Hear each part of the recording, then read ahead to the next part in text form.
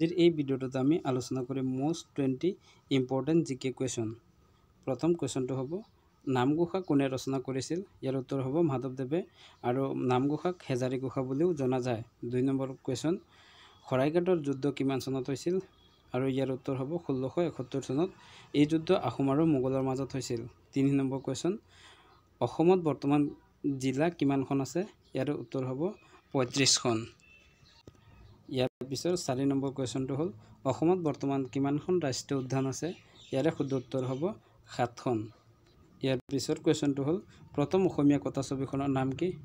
ইয়াৰ উত্তৰ হ'ব জয়মতী আৰু জয়মতী 1935 চনত মুক্তি লাভ কৰিছিল। ইয়াৰ পিছৰ কুৱেশ্যনটো হ'ল আহোমসকলৰ প্ৰথম স্বৰ্গদেউ কোন আছিল? উত্তৰ হ'ব চুকাফা আৰু চুকাফাই 1228 খ্ৰীষ্টাব্দত আহোমৰ প্ৰথম স্বৰ্গদেউ হিচাপে প্ৰতিষ্ঠা লাভ কৰে। ইয়াৰ পিছৰ 7 নম্বৰ কুৱেশ্যনটো হ'ব আহোমৰ শেষ স্বাধীন ৰজা কোন আছিল?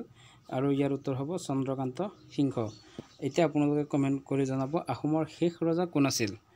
ইয়াৰ পিছৰ কুৱেশ্যনটো হ'ল জ্ঞানপীঠ বঁটা লাভ কৰা প্ৰথম অসমীয়া কোন আছিল?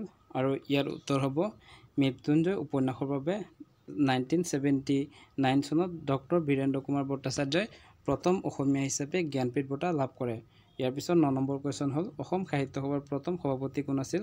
ইয়াৰ উত্তৰ হ'ব পদ্মনাথ গোহাঁই বৰুৱা। অসম সাহিত্য সভাৰ প্ৰথম অধিৱেশন হৈছিল 1917 চনৰ শিৱসাগৰত আৰু এই অধিৱেশনৰ সভাপতি আছিল পদ্মনাথ গোহাঁই বৰুৱা।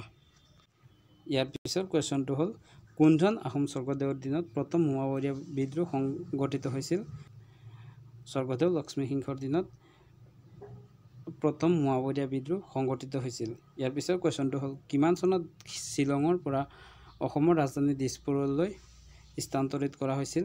ইয়াৰ উত্তৰ হ'ব 1978 চনত। ইয়াৰ পিছৰ 12 নম্বৰ কুৱেশ্যনটো হ'ল অসমীয়া সাহিত্যত কাক বিহুগী কবি বুলি জনা যায়?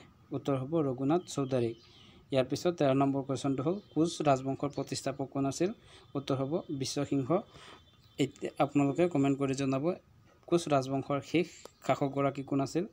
ইয়াৰ পিছত 14 নম্বৰ কুৱেশ্যন লক্ষ্মীনাথ বেজবৰুৱাক কোনে ৰসৰাজ উপাধি প্ৰদান কৰিছিল?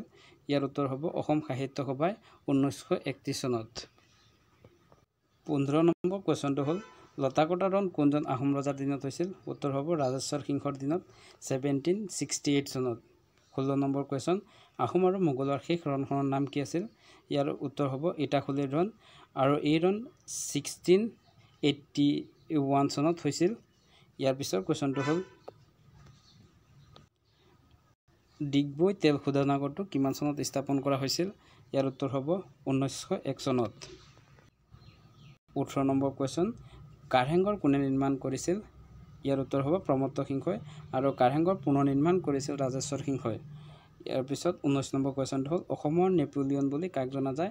ইয়াৰ উত্তৰ হ'ব চুহুংমুঙক আৰু সমুদ্ৰগুপ্তক ভাৰতৰ নেপোলিয়ন বুলি জনা যায়। ইয়াৰ পিছৰ কুৱেশ্যনটো হ'ল কাৰ ৰাজত্বকালত হিউৱেন চাং অসমলৈ আহিছিল? ইয়াৰ উত্তৰ হ'ব ভাস্কৰ বৰ্মাৰ ৰাজত্বকালত হিউৱেন চাং অসমলৈ আহিছিল আৰু হিউৱেন চাং হৰ্ষবৰ্ধনৰ ৰাজত্বকালত ভাৰতলৈ আহিছিল। ইয়াৰ পিছৰ কুৱেশ্যনটো হ'ল মহাত্মা গান্ধী প্ৰথমবাৰ কিমান চনত অসমলৈ আহিছিল আৰু কিমানবাৰ আহিছিল? ইয়াৰ উত্তৰটো আপোনালোকে কমেণ্ট কৰি জনাব। যদি ভিডিঅ'টো ভাল পালে লাইক কমেণ্ট শ্বেয়াৰ কৰিব আৰু ভিডিঅ'টো শেষলৈ চোৱাৰ বাবে ধন্যবাদ।